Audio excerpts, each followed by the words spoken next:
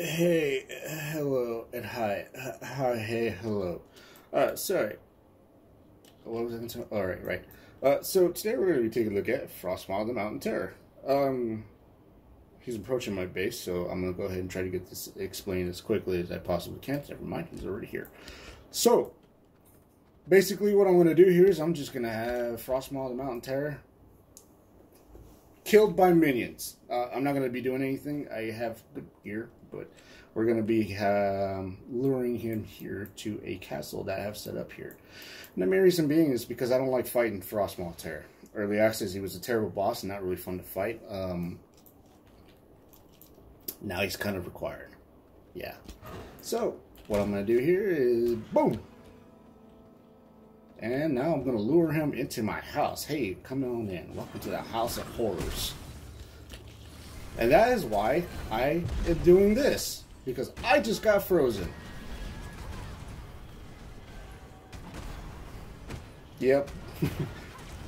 I don't have time for this sort of shit anymore when it comes to like dealing with cheesy garbage and like instant freezing and crap like that. So this is why I do what I'm doing.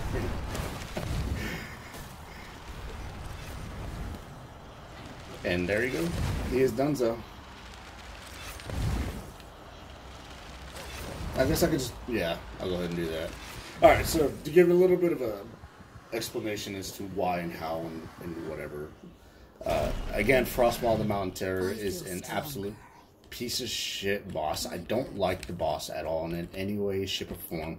So, the whole point of this was basically just to build a mediocre base here where he does do a little bit of a patrol, probably starting around here. He patrols here and he goes all along this path and he kind of just repeats himself by this point.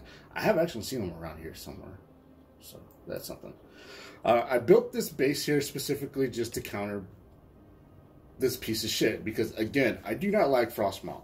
Early access, he was an optional boss, not a requirement, and quite frankly, there is no real reason to actually have him here other than to get an elite skill, which, if I'm not mistaken, was Arctic Leap.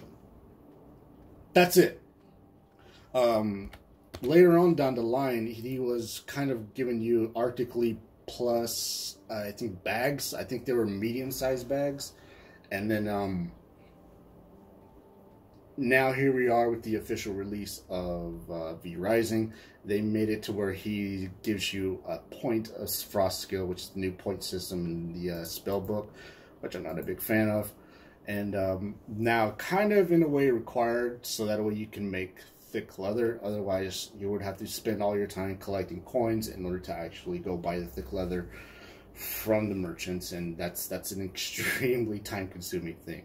So in a way, he is kind of now required to actually be into this fight, which I think is kind of hilarious that a boss that was relatively optional and who gives a shit is now kind of a pseudo-requirement. Curiously enough, they actually did make a whole bunch of other bosses out here that are just relatively, why the fuck do you exist? Yeah.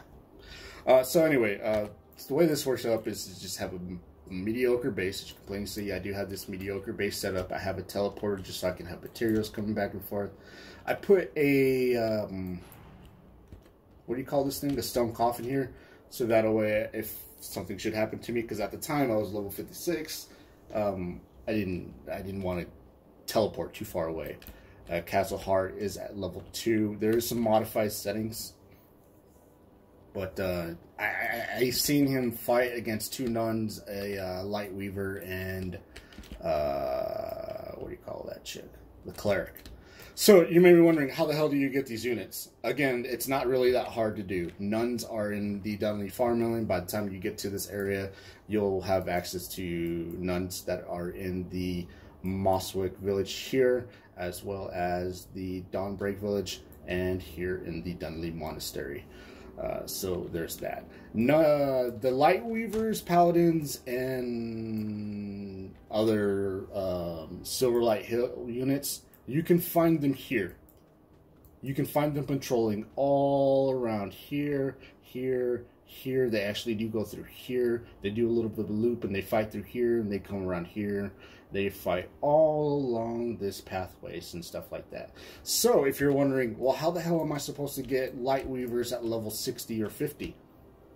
Again, you can easily get them all along that path, and they do fight with other demons and stuff like that there's there. So if you're wondering, how the hell do I actually you know, subdue them, weed them out, thin them out, just break them, just you know, pull them away from units and stuff like that. It's not really hard to do. It really wasn't. It's one of the very time-consuming tasks.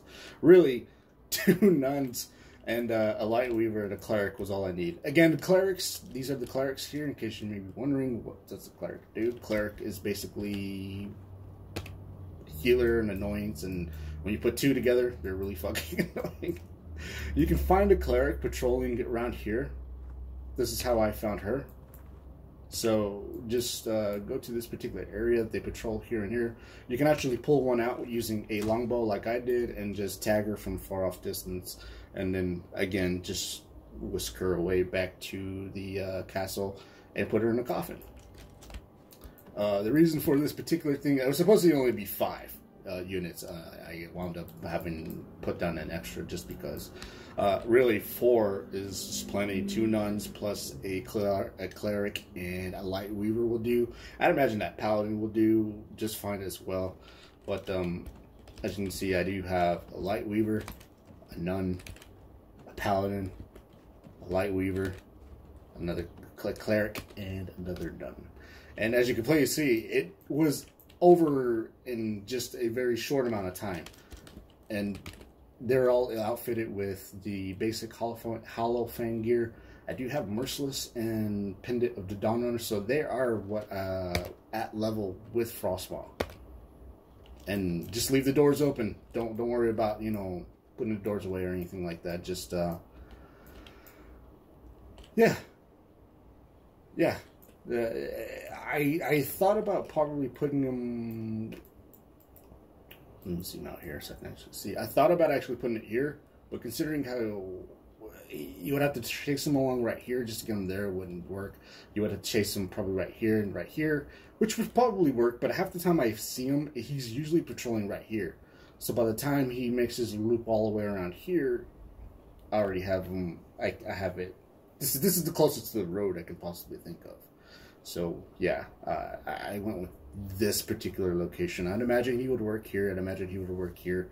If he came along patrolling here, he would go through here. He does have actually a huge chase range. So I can tell you this much. From this, from the road all the way up to here, he actually was skating all along this area. So I can tell you this much. So if you're like me and you don't want to be dealing with crowd controlling bullshit and stuff like that, just build a base right here. This is a little bit of fun for me, so if you want to, go ahead and give it a try. I'm gonna actually see if I can try to get this to work with old Ben here in the Cursed Forest. Yeah, I could chase him here, because I think he kind of walks around over here. I can chase him here, build up a little base here, and it'll close the door behind so that way it doesn't go and have the minions taken care of.